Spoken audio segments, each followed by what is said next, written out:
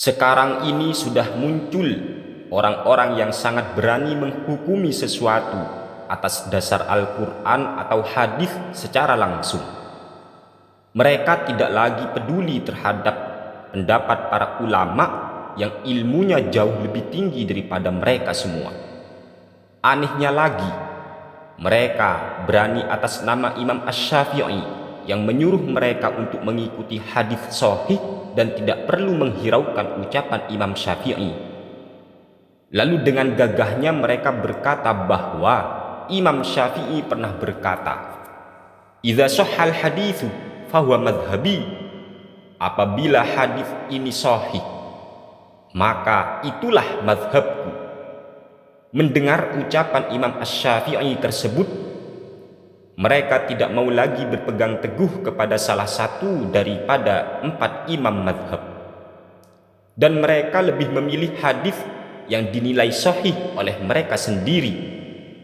Padahal jauh sebelum mereka berteriak demikian, Imam An-Nawawi yang merupakan ulama besar dari kalangan madhab Syafi'i, Imam An-Nawawi telah menjelaskan kepada kita tentang maksud dari ucapan Imam Syafi'i tersebut di dalam kitabnya yang bernama Al-Majmu' Syarhul Muhadzab, tepat pada jilid pertama halaman 510 sampai 511 terbitan Darul Kutubil Ilmiah DKI Beirut. Faslun. Shahha 'anis Syafi'i rahimahullah annahu qala, "Idza wajadtum fi kitabi khilafa sunnati Rasulillah sallallahu alaihi wasallam faqulu bi sunnati Rasulillah sallallahu alaihi wasallam wada'u qawli." Wa ruwiya anhu, "Idza shahhal haditsu khilafa qawli fa'malu bil hadithi watruku qawli." Au qala fahuwa madhhabi.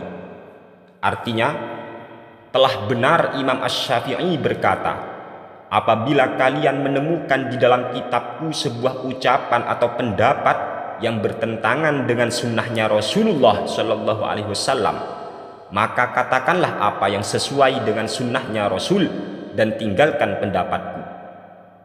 Dan juga diriwayatkan dari Imam Asy-Syafi'i bahwa Imam Syafi'i berkata, apabila hadis sahih bertentangan dengan pendapatku, maka amalkanlah hadis tersebut dan tinggalkanlah pendapatku. Atau Imam Asy-Syafi'i berkata, hadis sahih itulah mazhabku. Mengomentari ucapan Imam Asy-Syafi'i tersebut, Imam An-Nawawi sebagai salah satu dari para tokoh ulama yang bermazhab Syafi'i, beliau berkata di dalam kitabnya Al-Majmu' Syarhul Muhadzab, tepat pada jilid pertama halaman 510 sampai 511 cetakan Darul Kutubil Ilmiah. Wa hadza alladhi qalahu Asy-Syafi'i laisa ma'nahu anna kulla ahadin ra'a haditsan sahihan qala hadza madhhabus Syafi'i wa amila bi dhahirihi, wa innama hadza fi man lahu nisbatul ijtihadi fil madhhabi ala ma taqaddama min sifatihi aw qaribin minhu, wa syartuhu ay yaghliba ala dhannihi anna Syafi'iyyah rahimahullahu lam yaqif ala hadzal hadithi aw lam ya'lam sihhatahu, wa hadza innama yakunu ba'da mutala'ati kutubi Syafi'i kulliha wa nahwiha min kutubi ashabihi al-akhidhina anhu wa ma ashbahaha, wa hadza syartun sha'bun qalla man yattasifu bihi, wa innama ishtaratu ma dzakarna li anna Syafi'iyya rahimahullahu tarakal amala bi dhahiri ahaditsa katsiratin ra'aha wa alimaha, lakin qamad dalilu indahu ala ta'nin fiha aw naskhiha aw takhshishiha aw ta'wiliha aw nahwi dzalik. Qala Syekh Abu Amrin rahimahullah, laisal amalu bi dhahiri ma qalahu Syafi'i bil hayyin, falaisa kullu faqihin yasughu lahu ay yastaqilla bil amali bima yarahu hujjatan minal hadis. Artinya, ucapan Imam Syafi'i tersebut bukan berarti maknanya adalah setiap orang yang menemukan hadis sahih itu boleh berkata, inilah mazhabnya Imam Syafi'i, dan dia langsung mengamalkan tekstual hadis sahih tersebut. Bukan seperti ini maksud daripada ucapan Imam Syafi'i itu. Tapi ucapan Imam Asy-Syafi'i tersebut hanya berlaku untuk orang yang sudah mencapai derajat ijtihad dalam mazhab, sebagaimana yang telah kami jelaskan kriteria seorang mujtahid mazhab atau mendekati kriteria tersebut. Syarat menjadi seorang mujtahid mazhab adalah seseorang itu memiliki dugaan yang kuat bahwa Imam Syafi'i tidak mengetahui hadis atau tidak mengetahui kesohihan hadis tersebut. Namun hal yang semacam ini tentunya ketika orang tersebut telah mempelajari semua kitabnya Imam Syafi'i seperti Al-Um, Ar-Risalah, Tafsirul Imam Syafi'i, Al-Musnad di Imam Syafi'i, atau Ikhtilaful Hadis dan lain-lain. Dan juga setelah dia mempelajari beberapa kitab dari para pengikutnya Imam Syafi'i yang mengambil ilmu dari beliau. Tapi perlu diingat bahwa persyaratan yang semacam ini sangat sulit sekali untuk dipenuhi dan minim sekali orang yang mampu melakukannya.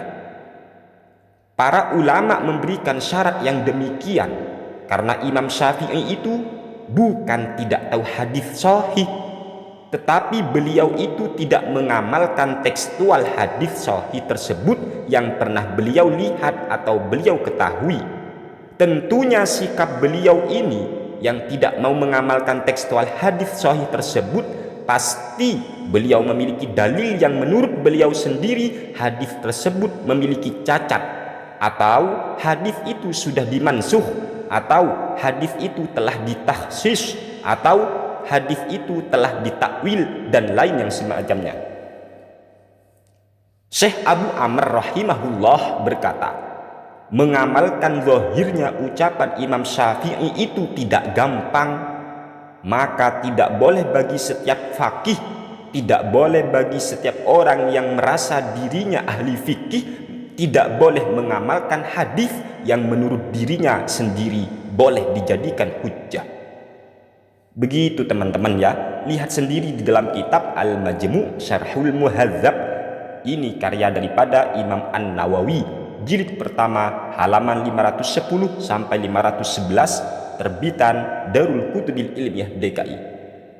Sekarang kita berpikir, apabila sekelas Imam An-Nawawi yang karangan kitabnya sangat banyak dan telah diakui sebagai kitab yang muktabar oleh kaum muslimin, contohnya kitab beliau, kitabnya Imam An-Nawawi ini diantaranya adalah Raudhatul Talibin wa Umdatul Muftin, Fatawan Nawawi, Al-Azkar, Riyadus Shalihin, Al-Minhaj, Syarhu Sahih Muslim bin Al-Hajjaj, At-Tibyan, Al-Majmu' Syarhul Muhadzab, Al-Ijaz fi Syarhi Sunan Abi Dawud, At-Taqrib wa Taysir li Ma'rifati Sunanil Bashir An-Nadhir fi Usul Hadith, Khulasatul Ahkam fi Muhimmatis Sunan wa Qawaidil Islam, Daqaiqul Minhaj, Al-Usul wal Dawabit, Adabul Fatwa wal Mufti wal Mustafti, Tahriru Al-Fadhi Tambih, Tahzibul Asma' wal Lughat, Minhajut Talibin wa Umdatul Muftin fil Fiqhi, Bustanul Arifin, Al-Arba'un An-Nawawiyah, Al-Idah fi Manasikil Hajji wal Umrah, Irsyadut Tullabil Haqa'iq ila Ma'rifati Sunani Khairil Khalaiq, dan semacamnya.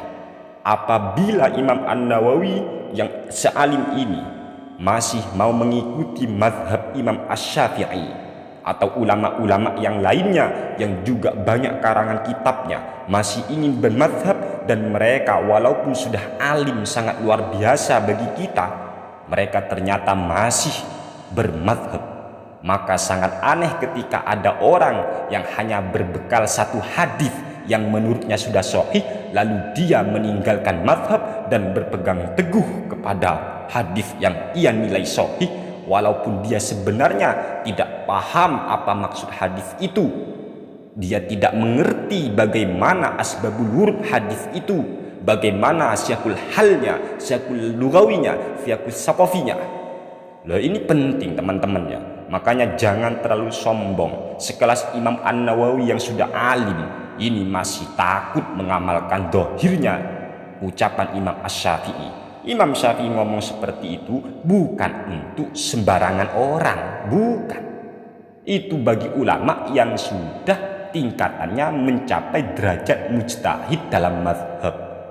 Kalau masih belum ahli hadis, apalagi cuma ahli hadas, ya jangan sembarangan lah atas nama apa ya, ijtihad dirinya sendiri. Belajar lagi. Jangan sombong jadi orang. Belajar, ikuti ulama. Ulama itu pasti punya hadis, gitu loh. Walaupun nanti pemahaman daripada ulama itu berbeda tentang hadis. Jadi makanya kita ini kaum santri, mari kita kembali kepada para ulama mazhab.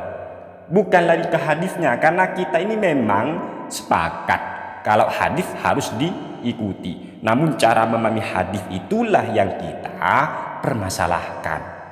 Jadi jangan ditipu dengan kembali pada hadis. Enggak, itu cuma kembali pada pemahaman mereka kok, ini loh. Jadi kita ini sudah benar ngikuti ulama, sudah benar. Ulama ngikuti apa tabiin ngikuti apa sahabat, itu sahabat ngikuti Rasul. Jadi benar beragama koyok ini sudah benar. Jangan dirusak lagi, teman.